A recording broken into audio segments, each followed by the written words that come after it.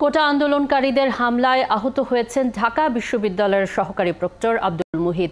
বিকেলে ক্যাম্পাস থেকে বহিরাগতদের চলে যেতে প্রক্টোরিয়াল বডির কয়েকজন সদস্য হ্যান্ড মাইক নিয়ে ঘোষণা দিতে দিতে শহীদ মিনারে জড়ো হওয়া আন্দোলনকারীদের কাছে পৌঁছালে এ হামলার ঘটনা ঘটে।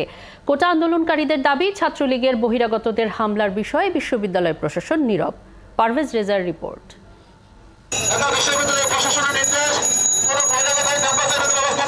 বিকেল 4টার পর ঢাকা বিশ্ববিদ্যালয়ের প্রক্টোরিয়াল বডির কয়েকজন সদস্য ক্যাম্পাস থেকে বহিরাগতদের চলে যেতে এবং লাঠি ফেলে দেওয়ার আহ্বান জানাতে শহীদ মিনার এলাকায় যান। সেখানে আগেই বিক্ষোভ সমাবেশ করছিল কোটা আন্দোলনকারীরা। সেখানে ছাত্রলীগের বহিরাগত সন্দেহে একজনকে পেটায় আন্দোলনকারীরা।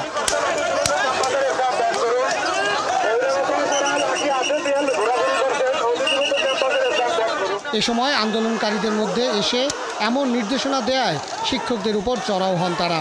কোটা আন্দোলনকারীদের দাবি, সোমবার থেকে ঢাকা বিশ্ববিদ্যালয়ে বহিরাগতদের নিয়ে আসা হচ্ছে। এ সময় ছাত্রলীগকে কিছু না বলে আন্দোলনরতদের এমন নির্দেশনা দিতে আসায় তারা ক্ষিপ্ত। গতকাল রাত্রে অমর একুশে হলে অতর্কিত কিছু হুন্ডা নিয়ে এসে হামলা করতে আসে, তখন তারা হুন্ডা রেখে পালিয়ে যায়। কেন আমাদের বহিরাগত সন্ত্রাসীরা যারা ক্যাপ পরে, যারা বিভিন্নভাবে টি শার্ট পরে আমাদের এসে বন্ধের উপর হামলা করছে, এইটার বিচার আমরা চাই। এদিকে দুপুর থেকেই ঢাকা বিশ্ববিদ্যালয়ের রাজু চত্বর ছিল ছাত্রলীগের দখলে।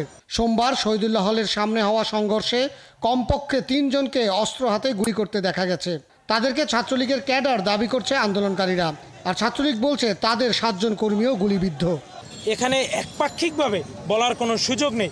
আমাদের 7 জন নেতাকর্মী, বাংলাদেশ ছাত্রলীগের 7 জন নেতাকর্মী কালকে গুলিবিদ্ধ হয়েছে এবং আইন শৃঙ্খলা রক্ষাকারী বাহিনীর প্রতি আমরা দৃঢ়ভাবে আহ্বান জানাচ্ছি যে গতকাল যারা ঢাকা বিশ্ববিদ্যালয়ে নৈরাজ্য সৃষ্টির অপচেষ্টা করেছে তাদেরকে অবশ্যই খুঁজে বের করে আইনের আশ্রয় আনতে হবে। অস্ত্র নিয়ে কারা এসেছে, কারা বিশ্ববিদ্যালয়ের বাইরে আমাদের শিক্ষার্থীদের উপরে অস্ত্র নিয়ে অ্যাটাক করেছে, এটা আপনারা আরও ভালো বলতে পারবেন।